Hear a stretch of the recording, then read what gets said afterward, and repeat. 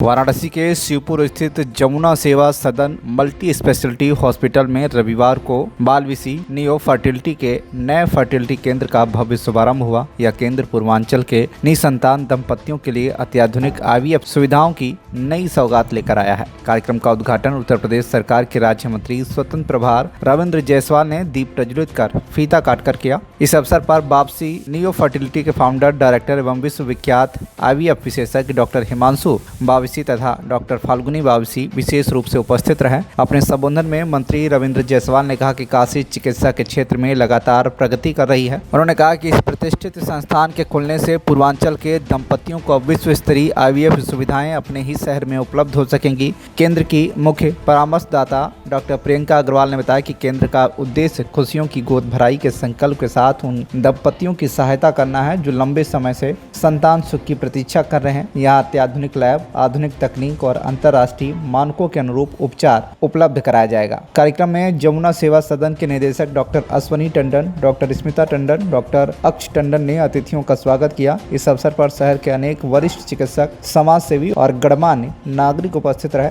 सभी ने इस पहल को वाराणसी और पूर्वांचल के चिकित्सा क्षेत्र के लिए एक महत्वपूर्ण उपलब्धि बताया। सेवा सदन अस्पताल की महिला चिकित्सक आज मैं जमुना सेवा सदन के अंदर IVF का न्यू सेंटर रखा गया है, का उद्घाटन नहीं किया गया। आज मैं ये जानकारी देना चाहती हूँ कि जमुना सेवा सदन अस्पताल ने अपना एक कदम आगे बढ़ाते हुए भाविशी नियो फर्टिलिटी सेंटर का उद्घाटन ट्रांसवर्ना एरिया में, जो कि पहला IVF सेंटर है, का उद्घाटन माननीय श्री रविंद्र जायसवाल जी के हाथों से हुआ।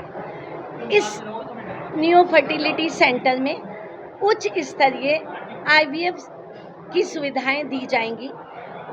डॉक्टर हिमांशु भाविशी गुजरात के एक प्रख्यात IVF चिकित्सक हैं और उनके गुजरात में और महाराष्ट्र में कुल मिलाकर 8 IVF सेंटर चलते हैं। हम उसी लेवल को मेंटेन करते हुए काशी और आसपास के एरिया की जनता को वो सुविधाएं प्रदान करेंगे और मुझे उम्मीद है कि उससे बहुत सारे दंपति जो कि निसंतान हैं और अपनी संतान प्राप्त करना चाहते हैं, ईश्वर उनकी गोद में वो संतान जरूर देगा। बाबा विश्वनाथ की कृपा बनी रहे।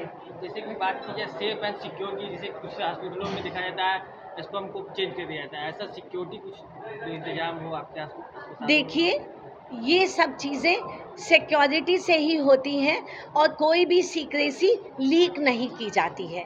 ये एक डॉक्टर का नियम है कि वो हर चीज़ को केवल अपने मरीज, महिला और उसके पति तक ही सीमित रखे। एक सवाल ये भी आता है ना, जैसे कि जो गर्भाशय की जो बात होती है, कभी-कभी एक लंबा पीरियड जो है स्पेंड हो जाता है और जो हस्बैंड वाइफ उसको ध्यान रखते हैं, लेकिन एक जब कमियां महसूस होती है तब एक लंबे पीरियड को कैसे आप उसको मैकअप कर सकते हैं?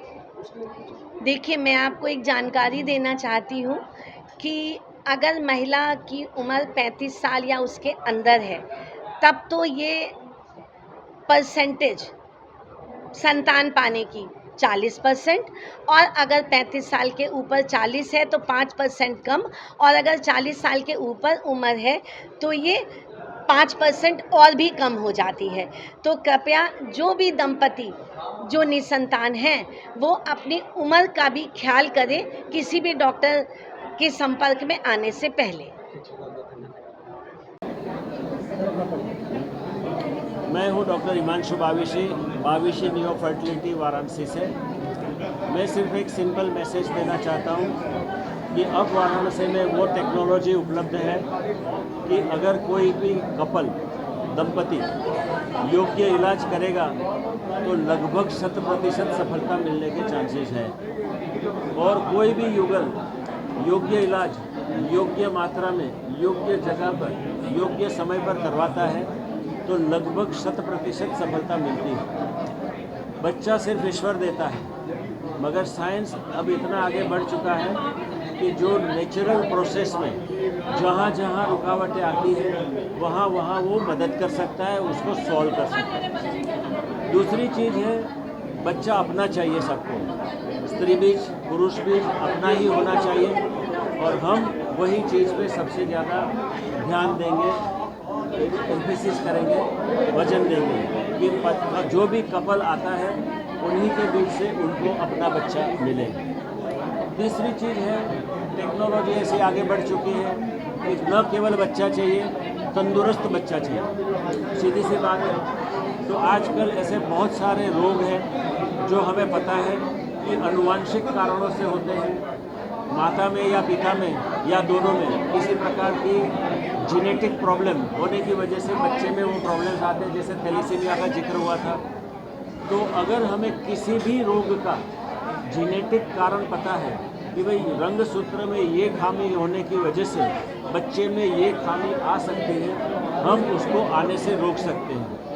ये भी एक बहुत बड़ा टेक्नोलॉजी का एडवांसमेंट है जो कि बहुत ही उपयोगी होगा। आपने ये भी सुना होगा जिसको डाउन सिंड्रोम टेक्निकल भाषा में बोलते हैं, सिंपल भाषा में मंदबुद्धि बच्चा कहते हैं। जैसे जैसे एज बढ़ती है वैसे वैसे ऐसा बच्चा आने के चांसेस बहुत बढ़ जाते हैं। तो हम ये भी टेक्नोलॉजी से उसको आने से रोक सकते हैं, क्योंकि एक बार आ जाता है वो परिवार को परेशान कर देता है, मगर आने से पहले ही उसका रोकथाम जिसको कहेंगे वो पॉसिबल है। तो मतलब मैं सिंपल यही कहूँगा कि वाराणसी एक ज़माने में पूरी दुनिया का इंफॉर्मेशन कहो, टेक्नोलॉजी कहो, ज्ञान कहो, जो भी कहो, उसका हब था, कैपिटल था। वही चीज़ भले हम एक बूंद डाल रहे हैं पूरे दरिया में, मगर एक बूंद हम अवश्य डालेंगे, वाराणसी को वही इंटरनेशनल स्टैंडर्ड का टेक्नोलॉजी देगा। एक जन्मजात से भी एक प्रॉब्लम आती है, जैसे लोगों का तालू कटा रहता है, जैसे बच्चों का जैसे तालू कटा रहता है, उसका कारण क्या है? तालू कटा, अच्छा।